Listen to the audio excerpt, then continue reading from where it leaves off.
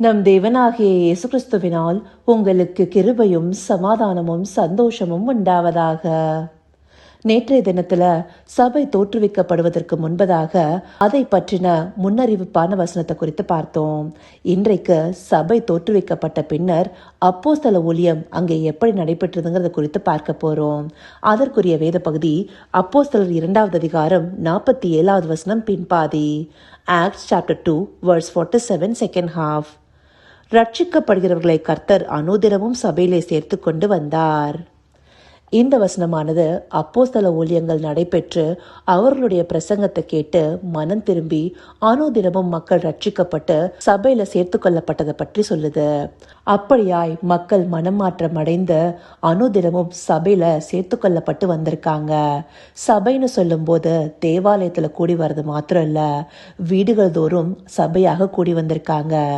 தேவனுடைய நாமத்துல ஒருமித்து கூடி வரும்போது அது சபையாகவே காணப்பட்டிருக்குன்னு சொல்லிட்டு கடந்த நாட்கள்லயும் நம்ம பார்த்திருக்கோம். இப்படியாய் அப்போஸ்தலர்களால் அவங்க வழிநடத்தப்பட்டதை இதற்கு முன்பாக இருக்கிற வசனங்களும் நம்மளுக்கு தெளிவாக காண்பிக்குது. முக்கியமாக சபையில என்னென்ன காரியங்கள் நடக்குதுன்னு சொல்லிட்டு 42வது வசனத்துல நமக்கு சொல்லியிருக்காங்க. சபையில எல்லாரும் அப்போஸ்தலருடைய உபதேசத்துல கவனமா இருந்திருக்காங்க. எல்லாரும் அந்யோன்யமா இருந்திருக்காங்க. அப்பம் பிட்டு விசுவாச பிள்ளைகளுக்கு பகிர்ந்து கொடுத்திருக்காங்க. ஜெபம் பண்ணுகிறதுல உறுதியாய் தரித்திருந்திருக்காங்க. இப்படியான காரியங்கள் சபையில காணப்பட்டிருக்கு. அதே போல 43வது வசனத்துல அப்போஸ்தலர்கள் செய்த அநேக அற்புத அடையாளங்களை பார்த்து அங்க சுற்றி இருந்த ஜனங்களுக்கு ஒரு பயம் உண்டாயிருக்கு. அப்படியாய் அவங்களுடைய ஊழியம் எல்லாமே வல்லமையா இருந்திருக்கு. அடுத்தபடியா 44வது வசனத்துல விசுவாசிகள் எல்லாரும் ஒருமித்திருந்து சகலத்தையும் பொதுவாய் வைத்து அனுபவித்தார்கள்னு சொல்லியிருக்காங்க. அப்படியாய் விசுவாச பிள்ளைகள் எல்லாம் ஒருமித்து வாசம் செய்து அவங்களுக்கு உள்ளது எல்லாமே பொதுவா வச்சு அனுபவிச்சிருக்காங்க. எதையும் தனக்கு சொந்தமான உரிமம்னு சொல்லிட்டு தனிப்பட்ட விதத்துல பிரயோகப்படுத்தாம அநேகருக்கு பொது உடைமையா வைக்கிற ஒரு மனப்பான்மை அவங்களுக்குள்ளார இருந்திருக்கு. அந்தபடியாகவே அப்போஸ்தலர்கள் அவங்கள வழிநடத்தியிருக்காங்க. இது ஒரு நல்ல மனமாற்றம் இல்லையா? இது மாத்திரம் இல்ல, 45வது வசனத்தை பார்த்தோம்னா காணி ஆட்சிகளையும் ஆஸ்திகளையும் விற்று ஒவ்வொருவனுக்கும் தேவையானதற்கு தக்கதாக அவைகளில் எல்லாருக்கும் பகிர்ந்து கொடுத்தார்கள். இதை பற்றி இந்த புஸ்தகத்தின் மேற்படியான அதிகாரங்கள்ல கூட கொடுத்திருக்காங்க. எல்லாருமே தங்களுக்குரிய உடைமைகளை விற்று அப்போஸ்தலரிடத்துல கொடுத்திருக்காங்க. முக்கியமா காணியாட்சின்னு சொல்லப்படும் போது அவங்களுக்கு சொந்தமான நிலத்தை குறிக்கிறதா இருக்கு. அந்தபடியா அவங்களுக்கு சொந்தமான நிலத்தை ஆஸ்திகளை எல்லாவற்றையுமே அப்போஸ்தலரிடத்துல அவங்க கொடுக்கும் போது அதை வாங்கி அப்போஸ்தலர்கள் எல்லாருக்கும் பகிர்ந்து கொடுத்திருக்காங்க. அந்தபடியா விசுவாச பிள்ளைகள் அவங்களுடைய ப்ராப்பர்ட்டிஸையும் பொசிஷன்ஸையும் தங்களுடைய தேவைக்கு அதிகமா இருக்கும் போது அதை அநேகருக்கு கொடுக்கறதுக்காக அப்போஸ்தலரிடத்துல கொடுக்கறாங்க. அவங்க இல்லாதவங்களுக்கும் அநேகருக்கும் பகிர்ந்து கொடுத்து ஒரு மனநிறைவோடு இருந்திருக்காங்க. அடுத்தபடியா 46வது வசனத்துல அவர்கள் ஒருமனப்பட்டவர்களாய் தேவாலயத்திலே அனுதினமும் தரித்திருந்து வீடுகள் தோறும் அப்பம் பிட்டு மகிழ்ச்சியோடும் கபடமில்லாத இருதயத்தோடும் போஜனம் பண்ணி. இப்படி அனுதினமும் தேவாலயத்துல ஒரு மனதாய் கூடி வந்திருக்காங்க. இந்த அதிகாரத்துடைய துவக்கத்துல பார்த்தோம்னா கூட பெந்தகோஸ்தே நாள்ல ஒருமனப்பட்ட போதுதான் பரிசுத்த ஆவியானவர் ஊற்றப்பட்டிருக்காரு. அப்படியாய் தேவாலயத்துல கூடி வரும்போது எல்லோரும் ஒருமனப்பட வேண்டியது அவசியமா இருக்கு. அதற்கேதுவாய் இவங்க எல்லாருமே வழிநடத்தப்பட்டிருக்காங்க. அது மாத்திரம் இல்லாம வீடுகள் தோறும் சபையாக கூடி வரும்போதும் அப்பத்தை பிட்டு பகிர்ந்து கொடுத்திருக்காங்க. சந்தோஷமா கபடமில்லாத இருதயத்தோடு போஜனம் பண்ணி இருக்காங்க. அதோடு 47வது வசனத்துல பார்த்தோம்னா தேவனை துதித்து ஜனங்கள் எல்லா இடத்திலும் தயவு பெற்றிருந்தார்கள். இவங்க எல்லாரும் ஒருமனப்பட்டு கூடியிருந்தது எதற்காக? தேவனை துதிப்பதற்காக, தேவனை மகிமைப்படுத்துவதற்காக.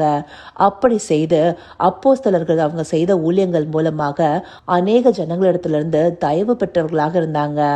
அப்படியாய் தேவன் அப்போஸ்தலர்களை மனிதர்களின் கண்கள்ல தயவு கிடைக்கப்படும்படி செய்திருக்கிறாரு. அந்தபடியாய் தேவன் அப்போஸ்தலர்களுக்கு மனிதர்களின் கண்கள்ல இருந்து தயவு கிடைக்க பண்ணிருக்காரு. இப்படியான ஒரு அப்போஸ்தல ஊழியம் அன்றைக்கு திரள் கூட்ட ஜனங்களை ரட்சித்திருக்கு. அதனால்தான் அனுதினமும் மக்கள் ரட்சிக்கப்பட்டு சபையிலே சேர்த்து கொள்ளப்பட்டு வந்திருக்காங்க. அதை பற்றி தான் இந்த பகுதி நமக்கு தெளிவா காண்பிக்குது. இதையெல்லாம் பார்க்கும்போது அப்போஸ்தல ஊழியம் அன்றைக்கு எப்படியாக நடைபெற்று விசுவாச பிள்ளைகளிடத்துல ஒரு மனமாற்றம் உண்டாயிருக்கு. இப்படியான ஒரு மனமாற்றம் தான் இன்றைக்கு உண்டாகுதா? நம்ம எல்லாரும் ரட்சிக்கப்பட்டு சபையிலே சேர்த்து கொள்ளப்பட்டிருக்கோம். இருக்கோம். நம்முடைய சபைகள்ல என்ன நடக்குது? நமக்கு தேவைக்கு அதிகமா இருக்கும்போது அதை நம்ம சபையில கொடுத்து இல்லாதவர்களுக்கு பகிர்ந்து கொடுக்கும்படியாக செய்கிறோமா? விசுவாச பிள்ளைகள் எல்லாருமே ஒருமித்து இருந்து சகலத்தையும் பொதுவாய் வைத்து அனுபவிக்கிறோமா? எல்லாரும் ஒருமனப்பட்டவர்களா கூடி வந்து தேவனை மகிமைப்படுத்துறோமா? தேவனை துதிக்கிறோமா? இது எல்லாமே நம்ம நிதானிச்சு பார்க்கணும். இந்த நாட்கள்ல சபைகளுக்குள்ளார அநேக வேற்றுமைகள் வருது. எல்லாரும் தங்களுக்குரியதை பார்க்கிறவர்களாக மாறிட்டாங்க. மற்றவர்களுடைய தேவைகளை யோசிக்கிறது இல்ல, பொதுவாக வைத்து எதையும் அனுபவிக்கிறது இல்ல. இப்படியான மனதையுடையவர்களாக சபையில நாம இருக்கணும். நம்ம சரியான மனமாற்றம் அடைந்து நம்ம எல்லாரும் கிறிஸ்துவுக்குள்ளார சகோதர சகோதரிகளா இருக்கோம். அவருடைய சரீரத்தின் அவயவங்களாக இருக்கும். எல்லாருக்கும் எல்லாமே பொதுவா இருக்கணும். எல்லாருக்கும் பகிர்ந்து கொடுக்கணுங்கிற அந்த உணர்வு வேணும் இல்லையா? எல்லாரும் ஒருமனப்பட்டு தேவனை துதிக்கணும். கபடம் இல்லாத இருதயத்தோடு ஒருத்தர் அனுசரிக்கணுங்கிற நினைப்பு நமக்குள்ள இருக்கணும் இல்லையா? இப்படி நாம இருக்கலன்னா நம்ம சரியான ரட்சிப்புக்கு ஏதுவாக வழிநடத்தப்படலங்கிறது அர்த்தம்.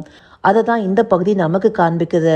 அன்றைக்கு ரட்சிக்கப்பட்டவர்கள் சபையில சேர்த்து கொள்ளப்பட்டு இந்தப்படியான மனமாற்றத்தோடு வாழ்ந்தாங்க.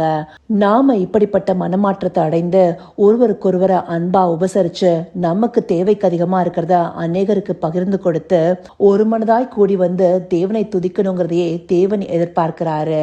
அதற்காகவே இந்த பகுதிகளை நமக்கு காண்பிக்கிறாரு. இதை உணர்வுள்ள இருதயத்தோடு பார்த்து இந்த மனமாற்றத்திற்காக தேவனை நோக்கி பார்ப்போமா? கர்த்தாவே, தேவாதி தேவனே, உமக்கே இந்த வேலை நன்றி செலுத்துகிறோம் ராஜா. அப்பா, அன்றைக்கு அப்போஸ்தலருடைய ஊழியத்தின் மூலமாக சபை உருவாக்கப்பட்ட போது விசுவாச பிள்ளைகள் நல்லபடியான மனமாற்றத்தை அடைந்திருக்காங்க தகப்பனே. அவங்களுடைய மனமாற்றத்தின் நிமித்தமாக அவர்கள் தங்களுடைய சொந்த உடைமைகளை அநேகருக்கு பொதுவாக கொடுத்து அவங்களுடைய நிலங்களையும் ஆஸ்திகளையும் தேவைக்கு தக்கதாக வைத்துக்கொண்டு அநேகருக்கு பகிர்ந்து கொடுத்திருக்காங்க தகப்பனே. இப்படியான ஒரு அன்பு காணப்பட்டிருக்குப்பா. அப்படியாய் ஒருமித்து கூடி வந்து ஒரு மனதோடு உம்மை துதித்திருக்காங்க தகப்பனே. இந்தப்படியான ஒரு நடத்துதல் எங்கள் சபையிலும் காணப்பட வேண்டும் ராஜா.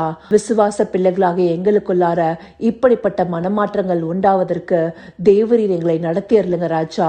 ஆம் தகப்பனே, நாங்கள் எல்லாரும் ஒருமித்திருந்து எங்களுக்கானவைகளை பொதுவாய் எல்லாருக்கும் கொடுத்து எங்களுடைய தேவைக்கு அதிகமா இருக்கிற காரியங்களை அநேகருக்கு கொடுப்பதற்குரிய மனப்பான்மை எங்களுக்குள்ள தாங்க ராஜா. ஒரு மனதாய் உங்களை துதித்து உம்மை மகிமைப்படுத்தக்கூடிய காரியத்தை செய்கிறவர்களாய் எங்களை மாற்றி அருளுங்க ராஜா. இப்படிப்பட்ட பிள்ளைகளாய் நாங்கள் மாறுவதையே நீங்க எதிர்பார்க்கிறீங்கிறத இந்த பகுதிகள் மூலமா எங்களுக்கு காண்பிச்சிருக்கீங்க தகப்பனே. அப்படியாய் சரியான ரட்சிப்புக்குள்ளார வழிநடத்தப்பட்டு புதிதாய் ரட்சிக்கப்படுகிறவர்களை வழிநடத்துபவர்களாக நாங்க மாறுவதற்கு தேவரீர் தயவு பாராட்டுங்க. அப்படின்னு நீங்க எங்கள் நடத்த போகிற கிருபைக்காய் நன்றி.